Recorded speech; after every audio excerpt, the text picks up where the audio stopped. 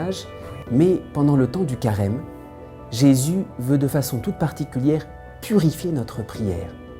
Parce que, et c'est le plus difficile à purifier, Jésus nous montre ici que la prière est si souvent un lieu de récupération où on veut retrouver une certaine autorité. Les pharisiens, que Jésus évoque ici, ils se donnent en spectacle. La prière, normalement, et c'est le cœur de la prière, on perd notre autorité pour laisser l'autorité de Dieu gagner notre cœur. Et en se donnant en spectacle, les pharisiens cherchent à retrouver une certaine autorité. Et d'une certaine manière, c'est toujours la tentation qui nous habite. On veut, c'est vrai, donner l'autorité à Dieu, mais quand même, on veut garder une certaine autorité et parfois on se sert même de la prière pour récupérer une autorité. Ce que font les pharisiens, c'est ce qui va entraîner la mort du Christ. Parce que l'autorité spirituelle, c'est ce à quoi nous tenons le plus. Les pharisiens ont jalousé le Christ parce que l'autorité spirituelle était plus grande que la leur.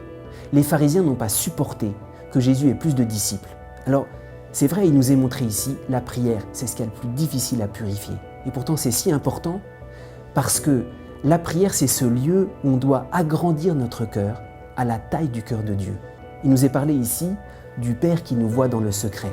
La prière, c'est pour agrandir, laisser toute la place à l'autorité du Père. Alors, durant ce temps de carême, on doit apprendre la prière des pauvres. Quand on prie, on accepte de perdre toute autorité. Et c'est tant mieux, parce que nos petits regards, notre petite autorité, on reste à notre taille. Ce qui est d'immensément grand dans la prière, c'est que notre cœur devient à la taille de Dieu. Alors Jésus veut nous purifier du petit pharisien qui est en nous et qui cherche encore à retrouver une autorité tellement il y est agrippé. Laisse-toi tout au long de ce carême, dans la prière, laisse-toi te laisser gagner par le cœur de Dieu qui est si grand et qui veut t'habiter.